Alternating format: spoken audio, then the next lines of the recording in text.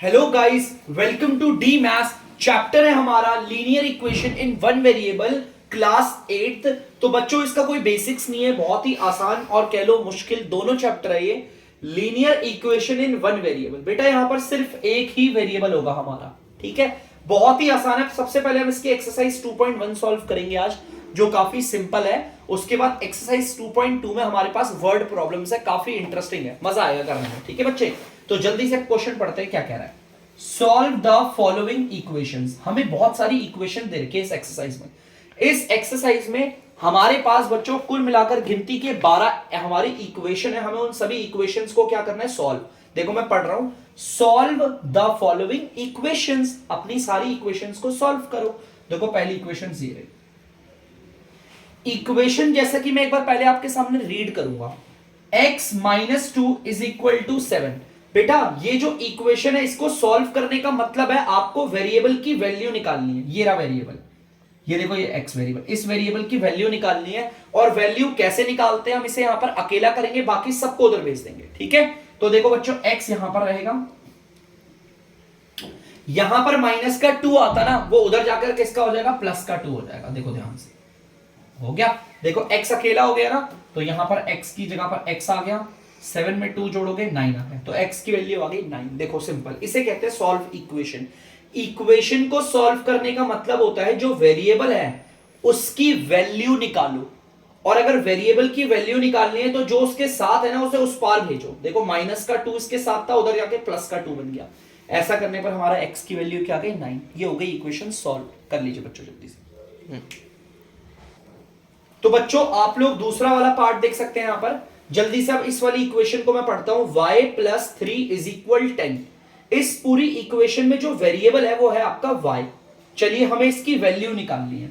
अब अगर आपको इसकी वैल्यू निकालनी है, इसे सॉल्व करना है, तो इसे अकेला रखना पड़ेगा। और अकेला रखने के लिए जो इसके साथ यहां पर प्लस का 3 आता ना, अब इसे हम उसे उस पार भेजकर, प्लस का 3 है तो उधर जाकर हो जाएगा माइनस का 3, ठीक है। याद रखना जो माइनस का था वो उस पार जाकर प्लस का बन जाता है, और जो प्लस का है वो उस पार जाकर माइनस का हो जाता है।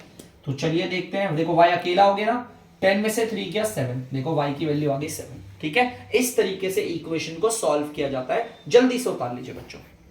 तो बच्चों आप देख सकते हो तीसरी इक्वेशन। पहले इक्वेशन को मैं रीड करूंगा, 6 इज इक्वल जेड प्लस 2।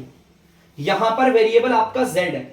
अगर आपको अपने इस पूरी इक्वेशन को सॉल्व करना है तो इस वेरिएबल की वैल्यू निकालनी पड़ेगी, मतलब कि इस वेरिएबल को अकेला करो। तो ध्यान से देखना बच्चों, ये 6 है इक्वल, और ये रहा z के साथ में प्लस का 2 है। जो यहां पर प्लस का 2 है वो उधर जाकर किसका हो जाएगा, माइनस का 2 हो जाएगा। ध्यान से देखना बच्चों, देखो ये रहा 6, यहां पर ये जो प्लस का 2 था ना, देखो यहां उतरता प्लस का 2, वो यहां की जगह यहां पर आके माइनस का 2 बन गया, ठीक है।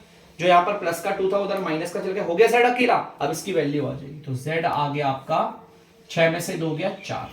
जरूरी नहीं होता वेरिएबल हमारा उल्टे हाथ पे हो, कभी कभी सीधे हाथ पे भी हो सकता है। लेफ्ट हैंड साइड भी हो सकता है, राइट हैंड साइड भी हो सकता है।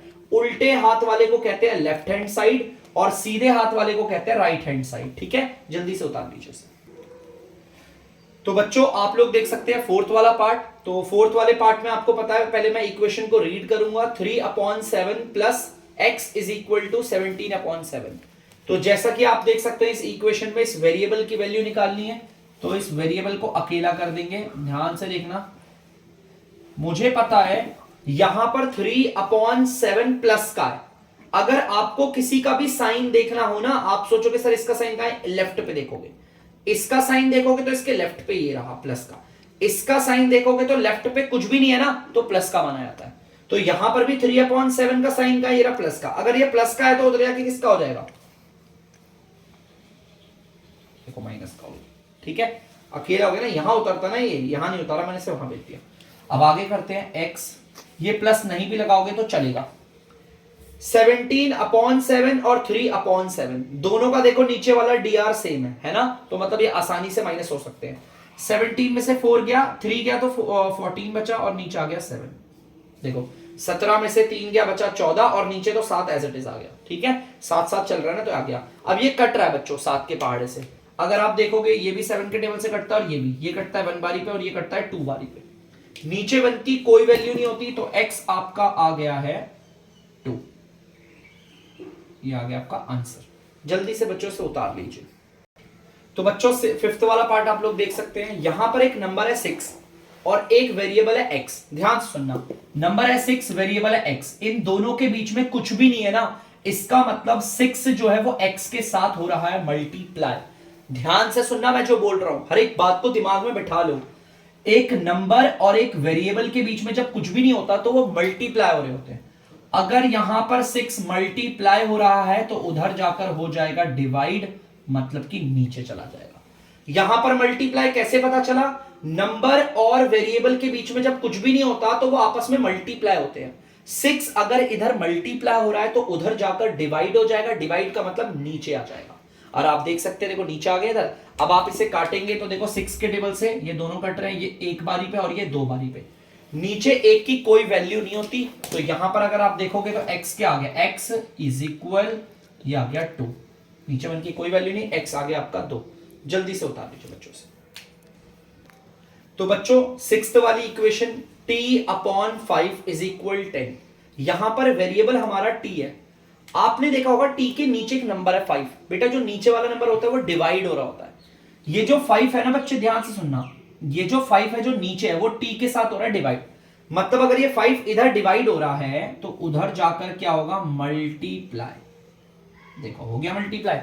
यहां पर जो 5 था वो डिवाइड हो रहा था, उधर जाकर क्या हो गया, मल्टीप्लाई।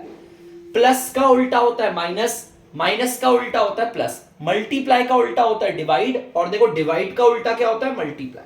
ठीक है, याद रखना इसे। 10 5 50, तो देख सकते हो आप आंसर टी कितना आ गया, 50 आ गया। तो हमारे वेरिएबल की वैल्यू आ गई। जल्दी से कर। तो बच्चों आप लोग सेवेंथ वाला पार्ट देख सकते हो। सेवेंथ वाली equation 2x upon 3 is equal to 18। यहां पर हमारे पास हमारे वेरिएबल के साथ दो नंबर है।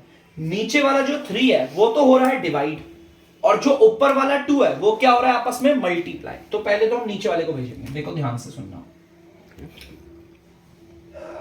नीचे वाला हो रहा था डिवाइड, तो उधर जाकर होगा मल्टीप्लाई। ठीक है, सिंपल है। तो करते हैं, चलो आगे। अब ध्यान से देखना, ये वाला हो रहा है मल्टीप्लाई। देखो ध्यान से, एक नंबर और एक वेरिएबल के जब बीच में कुछ भी नहीं होता है तो वो आपस में होते हैं मल्टीप्लाई। अगर ये यहां पर मल्टीप्लाई हो रहा है तो उधर जाकर क्या हो जाएगा, मल्टीप्लाई का उल्टा होता है डिवाइड, और डिवाइड का मतलब होता है नीचे आ जाएगा। देखो नीचे आ गया।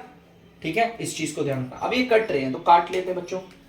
ये 2 के टेबल से आता है 1 बारी पे, और ये 2 के टेबल से आता है 9 बारी पे। देखो कट गए ये दोनों। आप चाहो तो इन दोनों को भी काट सकते थे, लेकिन ये दोनों कट रहे थे तो काट दिए। अब देखो नीचे 1 की कोई वैल्यू नहीं होती, तो x कितना आ गया, 9 और 3 को करेंगे मल्टीप्लाई, तो 9 3 जा 27। तो ये रहा आपका आंसर। जल्दी से नोट डाउन। तो बच्चों आठवीं आपकी इक्वेशन ये रही। देखो पढ़ता हूं मैं आपके सामने।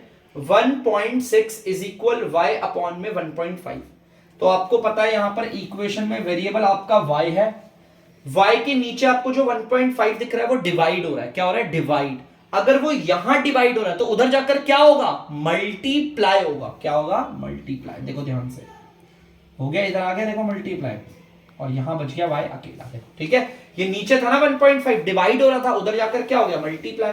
अब इन्हें मल्टीप्लाई करते हैं बच्चों। मल्टीप्लाई कर देंगे 1.6 और 1.5 को। अगर किसी बच्चे को मल्टीप्लाई में नहीं होता, सर मैं पॉइंट वालों को मल्टीप्लाई नहीं कर पाता, तो एक ट्रिक बताता हूं आपको। 16 और 15 को मल्टीप्लाई करते हैं पहले आराम से। ठीक है, तो इसको करेंगे 15 6 90, 0 9 15 1 9 5 24। ये लो 240 आ गया आंसर। एकदम खुल्लम खुल्ला लिख लो, 240 आंसर आ गया। लो ठीक है, मल्टीप्लाई करते वक्त मैं पॉइंट को भूल गया। मेरे लिए 16 है और ये 15 है। मैं इसे 1.6 नहीं कह रहा, मैं 16 कह रहा हूं, और इसे 1.5 नहीं कह रहा, इसे 15 कह रहा हूं। मैंने 16 और 15 को मल्टीप्लाई किया तो 240 आंसर आ गया।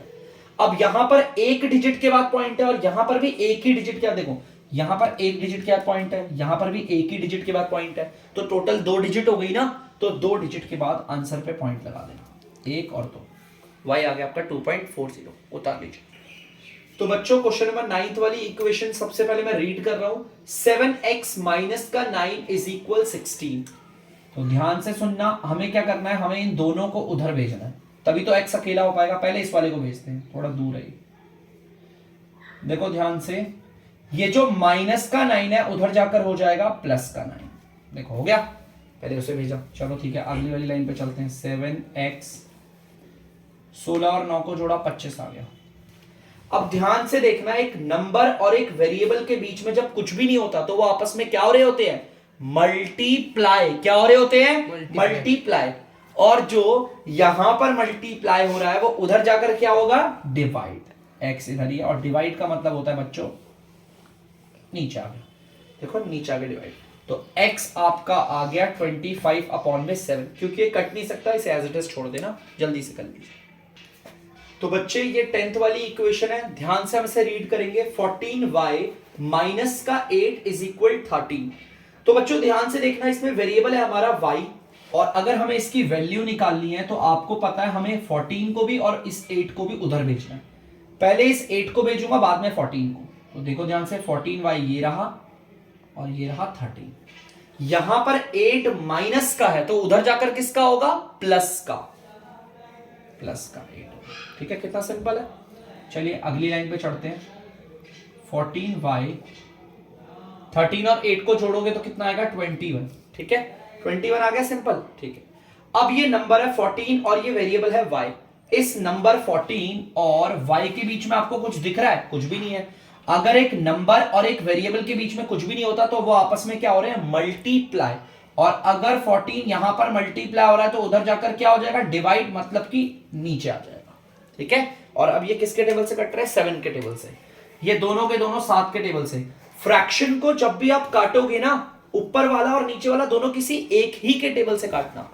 ऊपर वाले को देखो 7 के पार्ट से काटा 3 बारी में, ये कटा 2 बारी में। ठीक है, तो अब नीचे करके हम लिख देते हैं y इज इक्वल, ऊपर बचा है 3 और नीचे बचा है 2, तो y आ गया 3/2 इज द आंसर। जल्दी से कर लीजिए बच्चों। तो बच्चों 11th वाली इक्वेशन ये रही आपकी, 17 + 6p = 9। तो वेरिएबल हमारा p है। यहां पर अगर हमें इसकी वैल्यू निकालनी है तो 17 को भी उधर भेजना है और 6 को भी उधर भेजना है ना। लेकिन पहले हम 17 को भेजेंगे। देखो प्लस का 6p ये रहा, अगर आप प्लस नहीं भी लगाओगे तो भी प्लस ही माना जाएगा। यहां पर जो प्लस का साइन है, देखो इसका साइन देखना है तो लेफ्ट में देखो प्लस का, कुछ भी नहीं है तो प्लस मानते हैं। ये जो प्लस का 17 है ये उधर जाकर किसका हो जाएगा? माइनस का 17। ठीक है, अब आगे देखते हैं बच्चों। 6p इज इक्वल, इसको सॉल्व करेंगे माइनस का 12 आ जाएगा, है ना। आपको सॉल्व करना आता है, माइनस का 12 आ गया। अब हमारे नंबर और वेरिएबल के बीच में कुछ भी है? नहीं। जब एक हमारे नंबर और एक वेरिएबल के बीच में कुछ भी नहीं होता तो वो दोनों आपस में क्या हो रहे होते हैं? मल्टीप्लाई। अगर 6 यहां पर मल्टीप्लाई हो रहा है तो 6 जो है उधर जाकर क्या हो जाएगा बच्चों? डिवाइड होगा। डिवाइड का मतलब नीचे आ जाएगा। देखो यहां मल्टीप्लाई हो रहा है ना, तो उधर जाके डिवाइड हो गया, नीचे आ गया। अब ये कट रहा है और ये दोनों 6 के टेबल से कट रहे हैं तो काट लेते हैं। 6 के टेबल में 1 बारी पे, 6 के टेबल में 2 बारी में। नीचे 1 की कोई वैल्यू होती है? नहीं, बिल्कुल भी नहीं। तो हम क्या लिखेंगे? p इज इक्वल माइनस का 2। तो p आपका माइनस का 2 आ गया। जल्दी से कर लीजिए बच्चों। तो बच्चों ध्यान से देखना, यहां पर देखा जैसे कि मैंने 12 में से 9 गया तो माइनस का 12 लिख दिया। ये बच्चों माइनस का 12 नहीं होगा। 1 मिनट रुक जाना बच्चों, ध्यान से देखना। इन्हें सॉल्व करके माइनस का 8 आएगा। मैं पता नहीं किस ख्याली प्लाव में चल रहा था। यहां पर 6 मल्टीप्लाई हो रहा है तो अब वहां जाके हो जाएगा डिवाइड, मतलब कि नीचे वही है सेम। अब ये कट रहे हैं 2 के टेबल से, और 2 के टेबल से काटते हैं इन्हें।